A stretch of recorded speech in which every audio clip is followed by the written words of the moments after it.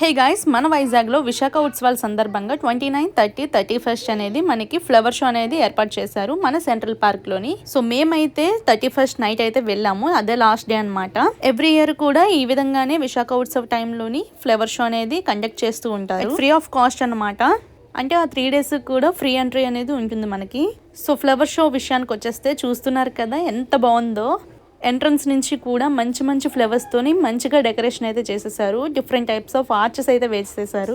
Last day నేమో జనాలు చూసారా, చాలా రష్ గా ఉంది, అసలు ఖాళీ లేదు. ఇక్కడ ఎంత రష్ గా ఉంటే ఇంకా బీచ్ దగ్గర పరిస్థితి ఏంటో. అలాగే శాండ్ ఆర్ట్ కూడా చాలా బ్యూటిఫుల్ గా ఉన్నాయి. Different types of sand art అయితే వేశారు. మెయిన్ గా జనవరిలో అయితే మనకి ఫ్లవర్ షో తో పాటు వాటర్ షో కూడా ఉంటుంది. ఈ ఫ్లవర్ షో చూడడానికి చూసారా జనాలు ఎంతలా వచ్చారు. ఇక్కడ పువ్వులతో ఏకంగా కలసమే పెట్టేశారు.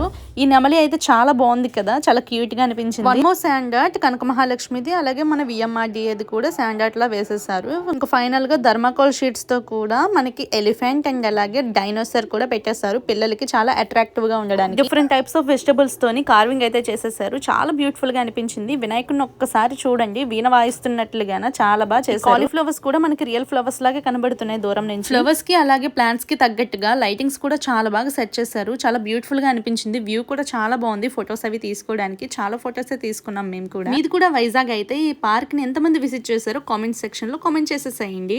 ఇంకా ఫైనల్ గా ఈ ఫిషెస్ అవన్నీ చూసుకొని మా బాబుని అయితే చక్కగా ఆడించేసి ఇంటికైతే వెళ్ళి